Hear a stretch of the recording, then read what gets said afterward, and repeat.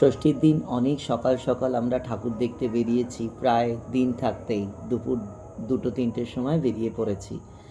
তো সারাদিন ধরে ঠাকুর দেখেছি, ঘুরেছি। সন্ধেবেলা সীমার প্রচণ্ড খিদে পেয়ে গেছে, বলছে এবারে কিছু না খেলে আর আমার হবে না। কিন্তু ওর তো রেস্ট্রিকশান আছে, বাইরে খাওয়া যাবে না, তার সত্ত্বেও কিন্তু ওকে খেতে হলো।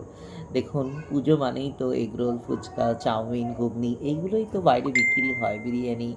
তো কী খাবে? ও বলছে কি আমি একটা রোল খাবো, তাই জন্য রোলের দোকানে বসে আছে, দেখুন রোল খাচ্ছে। আর প্রচণ্ড খিদে পেয়ে গেছিলো সন্ধেবেলা, সত্যি করে কথা। সারাদিন আমরা ঘুরে বেরিয়েছি, ঠাকুর দেখেছি, আর ভালো লাগছিল না। ও তখন বলছে যে এখানে বসে বসে একটু খাই দাই, তারপরে আবার যাব।